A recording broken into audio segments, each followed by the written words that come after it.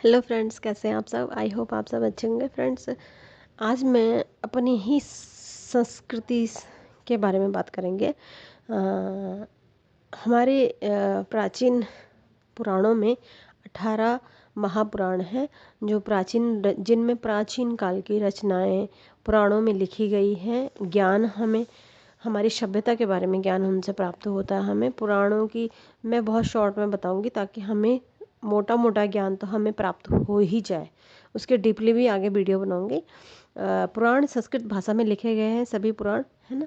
हिंदू धर्म में 18 पुराण हैं, जो कि इस तरह से पहले है ब्रह्म पुराण, पद्म पुराण, विष्णु पुराण, वायु पुराण, भगवत पुराण, नारद पुराण, मार्कंडेय पुराण, है ना, अग्नि पुराण, भविष्य पुराण, ब्रह्म वैवर्त पुराण, लिंग पुराण, वाराह पुराण, स्कंद पुराण। ठीक है फ्रेंड्स, तो ये थे कुछ पुराण जिनका हमें मालूम होना चाहिए। इसमें हमारे जो प्राचीन काल में ऋषि मुनियों ने जिस तरह से किस तरह के उस समय मनुष्यों के, ऋषि मुनियों के जीवन में क्या क्या हुआ, क्या क्या घटित हुआ, वो सब वर्णन किया गया है। ठीक है, ये सब पुराणों के अंतर्गत ही है। जिस भी व्यक्ति ने पुराणों का ज्ञान प्राप्त करा है, उसको पुराणों के द्वारा प्राप्त होने वाला पुण्य की प्राप्ति जरूर होती है फ्रेंड्स। ठीक है, वामन पुराण, कुर्म पुराण, मत्स्य पुराण, गरुड़ पुराण और ब्राह्मण पुराण, ये भी इसमें ही शामिल है। ठीक है फ्रेंड्स, 18 पुराणों के अंतर्गत। पुराणों में व्यक्ति की जन्म से लेके मृत्यु तक, उसके बाद स्वर्ग नरक की यात्रा का विवरण पूर्व इन्हीं सभी पुराणों के अंतर्गत है। जो व्यक्ति इन पुराणों का पढ़ लेता है, पुराणों का ज्ञान प्राप्त कर लेता है, उस व्यक्ति को इस जीवन में होने वाले जो पुराणों से के पढ़ने से जो पुण्य की प्राप्ति होती है, वो सारे पुण्य की प्राप्ति उस व्यक्ति को हो जाती है। ठीक है फ्रेंड्स। अच्छा, रामायण और महाभारत जैसे हिंदू धर्म ग्रंथों में 14 तो हमारी विद्या हैं और 64 कलाएं हैं, है ना। इनका वर्णन 14 विद्याओं के बारे में मैं आपको बताऊंगी। और जैसे कि 14 विद्याओं के अंतर्गत 4 वेद हैं। ठीक है, 4 उपनिषद हैं और 6 वेदांग हैं। ठीक है फ्रेंड्स, तो 4 वेद कौन कौन से हैं? ऋग्वेद, विश्व का सबसे प्राचीन वेद ऋग्वेद माना गया है। यजुर्वेद, इसमें यज्ञों के बारे में बताया गया, मंत्रों के बारे में बताया गया है यजुर्वेद में। ठीक है, सामवेद में सर्वाधिक गीत संगीत के बारे में, जो पहले राजा लोग, सबसे छोटा वेद माना गया है इसको, सामवेद को। ठीक है, गीत संगीत के बारे में, इसके बारे में बताया गया है इसके अंतर्गत। ठीक है, अथर्ववेद के अंतर्गत है। इस वेद को जिस व्यक्ति ने पढ़ लिया, तो समझ लीजिए उसे चारों वेदों का ज्ञान प्राप्त हो गया। ये वेद इतना महत्वपूर्ण है। ठीक है फ्रेंड्स।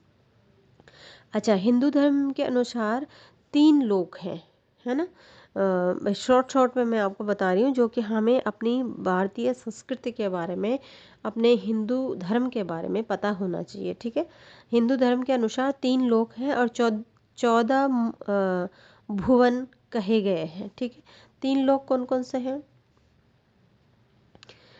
अ, भगवान शिव और माता पार्वती के द्वारा इनको बताया गया। ठीक है, स्वर्ग लोक, नरक लोक और पृथ्वी लोक, ये सभी को पता है। ठीक है, लेकिन हमें ये नहीं पता कि स्वर्ग लोक कहाँ से है, पृथ्वी लोक के अंतर्गत तो हम सभी को पता है, लेकिन नीचे, पृथ्वी के नीचे कौन से लोक हैं, क्या क्या उसमें होता है। ठीक है, ऊपर के लोक में कौन कौन किस तरह से क्या होता है। ठीक है, ये भी मैं बहुत शॉर्ट में आपको बताऊंगी, जो कि हमें इतना ज्ञान तो हमें होना ही चाहिए। ठीक है फ्रेंड्स, सबसे पहले भूवर लोक माना गया है, सबसे ऊपर भूवर लोक बताया गया है। ठीक है, उसके बाद स्वर्ग लोक बताया गया है, जिसमें कि देवी देवता निवास करते हैं, निवास स्थान माना गया स्वर्ग लोक में, जिसमें अपार सुख की प्राप्ति, अपार सब चीज़ें सुख ही रहता वहाँ पे, है ना।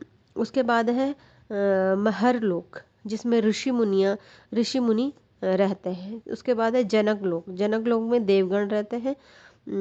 और उसके बाद है तप लोग 4 ऋषि कुमार इसमें निवास करते हैं जिन्होंने बहुत बड़े बड़े काम किए हैं, ठीक है। उसके बाद है सत्यलोक, भगवान ब्रह्मा जी का निवास स्थान कहा गया है सत्यलोक को, ठीक है। और उसके बाद है ये पृथ्वी लोक जहाँ हम रहते हैं मनुष्य, जहाँ हम सभी व्यक्ति वो प्राणी जो मतलब किसी भी तरह के कोई भी प्राणी हो सब पृथ्वी लोक के ऊपर ही रहते हैं, ठीक है। जिसमें मनुष्य पाप पुण्य के उलझनों में पड़ा हुआ है, मतलब पाप है ये पुण्य है, इस तरह के उसमें उलझा ही पड़ा है, ठीक है। अच्छा, पृथ्वी लोक से नीचे क्या है, अताल लोक, बाला नाम का असुर उसमें रहता है। उसके बाद है विताल लोक, उसमें भगवान शिव का भगवान शिव के द्वारा एक ऐसी नदी है उसमें जिसमें सोना ही बहता रहता है, ठीक है।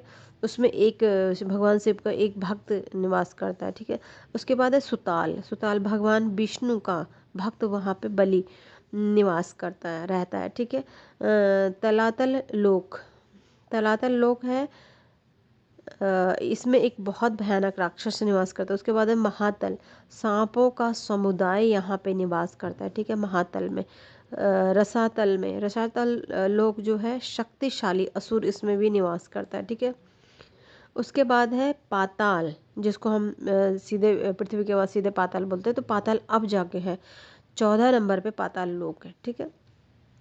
इसमें शेष नाग विराजमान रहता है, दिव्य देवता दानव नहीं दैत्य दानव नाम के इत्यादि असुर वासुकी नाग में इसी में निवास करता है। कहा जाता है कि नारद मुनि को सभी लोगों में जाने की आज्ञा मिली हुई थी, सभी लोगों में जा सकते थे उनको। तो उन्होंने बताया है कि जो ये पाताल लोक है इसमें बहुत सुंदर सुंदर दृश्य, बहुत सुंदर नदियाँ, पूर्ण रूप से अति सुंदर प्रकाश इसमें है, जिसमें कि सुंदर नदियाँ, सुंदर पहाड़, वनस्पतियाँ, बहुत सुंदर है यहाँ पे, ठीक है, पाताल लोक में, ठीक है। तो ये थी कुछ जानकारी फ्रेंड्स, छोटी सी, जो कि हमें मालूम होनी ही चाहिए, ठीक है। तो आज के लिए इतना ही, और भी जानकारियों के साथ आगे मिलेंगे। Thank you so much. Like share and subscribe.